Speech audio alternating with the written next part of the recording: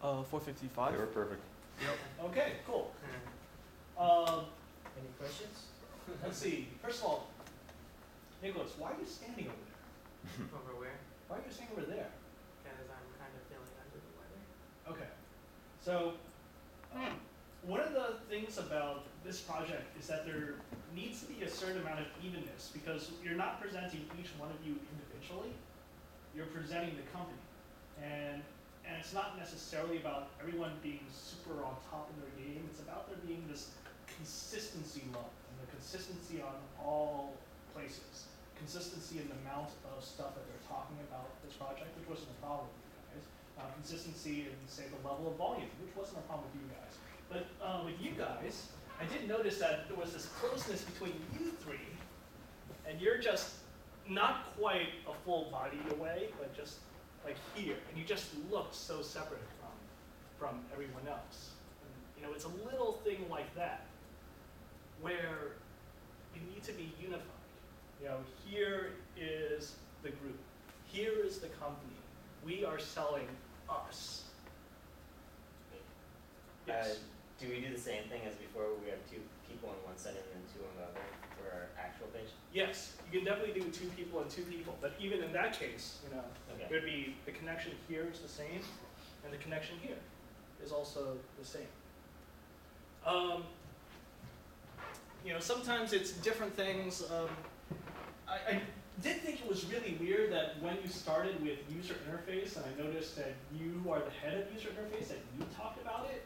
Now it kind of seems like okay in terms of the amount of stuff that you were talking, because you had been talking quite a bit up to that point.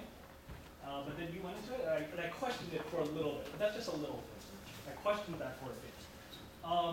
I think more annoying to me was the fact that, especially with you two guys, Hart and Sean, you were prompting each other to talk. You did it at the beginning, and then you did it at the end. Because we changed it right before class, so I guess I was going to say that, he was going to say the title originally, and then we changed it to me, and that's why the names are out of order too. Right. Okay, cool. We kind of wanted to change it, but we Make sure it's consistent. Make sure it's consistent. You don't need to talk about how you're shoehorning things in. You don't need to label things before you start describing. Just describe it. You know, instead of saying, now I'm going to talk about this. This is, just go to the next slide. This is. Look at each other, especially the one who is talking. That really guides the audience. All you guys were looking out there, which made a lot of sense. And actually, it's generally a good idea to look to the audience every now and then, just individually, so that you can see how much interest they actually have. But for the most part, you should be looking at the person who's talking. Because I see you guys looking out there, and the first thing that I wonder is, even though I know exactly what's going on, I know that I'm inside a presentation, I know what you're talking about, I'm looking over there. And this was a consistent thing with all of you. I keep on wanting to look that way because you guys are looking that way. Oh yeah, I didn't really understand what you meant by that before, but now it's So, always look at your speaker. Part, you're speaking, all of you guys, you're looking at Parth. I'm like, okay, I'm looking at the presentation, I'm looking back at Parth. I look at you guys, oh, you're prompting me to look back at Parth. Because the keeping me focused, you're keeping me focused in on the person who's speaking. And that's just part of, that's another part of the team thing. And another thing, Jeremy touched on it the other day about smiling. Sean, you're the only one I see really engaging when you're talking and smiling. And I don't know if it's just because you have like a natural smirk about you or what. But it's awesome. Like when you're talking, you're just like, yeah, and this is this and that is that. And it's like if you're a speaker, it's like you know, it sucks when you first start public speaking because your nerves come apart and you're like, fuck, everyone's looking at me. But after a while, you start realizing that you have the power. Like everybody, because I'm talking, is listening to what I'm saying. And if I decide to engage one person and tell them exactly what it is I'm talking about, I put him on the spot because everyone else is looking at me and in turn noticing that I'm engaging this one person. So if you can harness that, it's really a great tool for public speaking. And if you just focus on one person at a time and make eye contact and say, listen, here's the thing. This is going to cost $1 million. It's going to take a year. This is how we arrived at that number. Da da da da da. Then it becomes a conversation between A and B, and you can switch your B around the room and really command that entire experience. Yeah. And one thing I was confused about, when you introduce yourselves, why don't you just say what your positions are? Yeah, I guess we try can to imagine. kind of follow the template, like generally. Okay. But that's. I think it might feel more natural if you're just like, hey, Okay. I'm Bob and I do art. And, you know, I'm Eh, Trixie and I like You pogo definitely sticks. Like do. whatever, you know, whoever's doing whatever, it might flow more naturally if you say what your name is and you tell them what you do. Let's go back a bit to the Starfront collision slide. Because this is always a tough thing to do. You know, you want to say head-to-head, a Starfront collision, the comparison slide. Yeah. Yeah. Because you can say that you're better, but the problem is I'm looking at all these things and thinking, this doesn't look appealing. And yeah, I think it's plainly apparent why it doesn't look appealing compared to Starfront collision. Now there's a way that you can get around this. Don't compare these things head to head. You're talking about a better GUI, you're talking about easier access, you're talking about being more accessible to the casuals. Here's what you do. Instead of doing head-to-head comparison between this picture and this picture, what you do is say, here's a screenshot from Starfront Collision. This is a pretty good game, which is very much a knockoff of StarCraft. You know, everyone acknowledges it. And as such, it's actually rather hardcore. And you can see all the different elements that are required to actually play this game. And then you move from this actual screenshot to an abstracted image of the different things that you actually have to deal with. So it'd be like, oh, you have to deal with, you would have another picture that was more like a wireframe that represented this. So a wireframe UI saying like, here are the different areas that the player actually has to pay attention to when he's playing Starfront Collision. He has to pay attention to this box, which has resource names.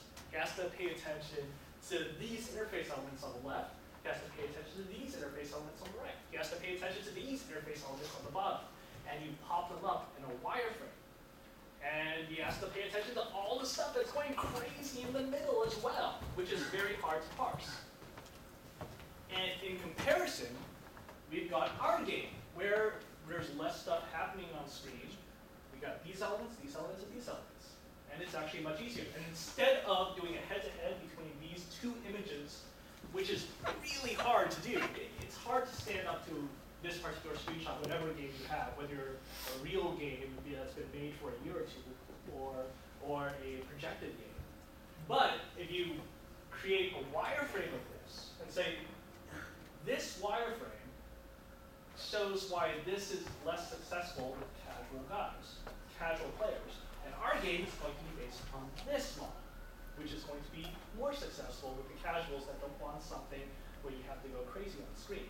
And then I can look at the comparison between those two wireframes and think, yeah, that makes sense. Compared to this, where you're basically asking me to suspend my disbelief and say, yeah, this is really better than that.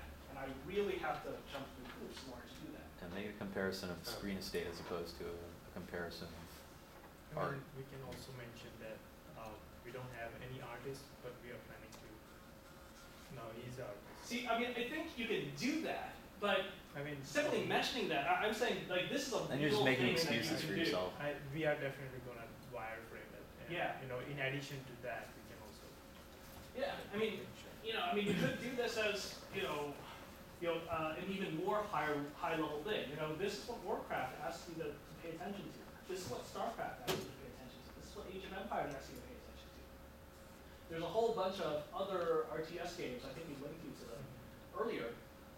You know, they ask people to do different things. And instead of showing the screenshots, show them in an abstract manner where it's like, hey, here's a screenshot of this game. But if we show a wireframe, this is what people actually have to pay attention to. In our game, we're going to have people pay attention to these more simple things. And that's why they'll get into this game. It's more casual. And it might even be effective to do a pop-up one by one of the wireframe. Like, okay, Yeah, so that's good. in this game we have a mini-map, and we have a status bar, and we have a weapon button, and we have a thing button, and another button, and a button here, and a button here, and a button, no. Over in our thing, we have this, and this. You know, like if your selling point is our GUI is simpler, sell the GUI. Even though you're not artists, I think you can do that. You know, boom, step through through a presentation, step through these things actually, you know, popping up in an abstract wireframe for these things. And I think you can actually sell them on, yeah, our thing would work better. Any other comments and questions from up here? Yeah? I was gonna say, I found it a little odd that you guys keep making the esports point, where I feel like for iOS in particular, like, there's not a single esport. I think it's mainly just like rankings and then you connect locally. Okay, yeah, maybe that's not the right word for it then, because when I think of esports, I think of like League of Legends or something like that. Oh yeah, well, but isn't esports technically like sports except on games? Um, So I guess it's competitive. Yeah, we could change the nomenclature though. What do you think? Honestly, I could go either or personally. It doesn't really bother me as much because there's a part of me that can sort of project into the future and think, this could work out. I mean, who knows what the environment will be in a year. So I can go either way. I can see arguments both for and against. I think it shows forward thinking that you're considering it. Things are different in a year. I mean, it's true. You know, last year was, whoa. I mean, how many people expected Dota to take off as well as it did? Well, some people did, but LoL had such a commanding lead that there were a whole lot of people that thought, oh, well, LoL is going to maintain that lead, when in fact the lead has diminished, at least in certain regions. You know, things happen in a year. So, yeah, maybe leave it on there. You might want to couch it a bit. Say, you know, this is a possibility, but, you know, I don't mind that it's there. Cool. All right, thank you very much.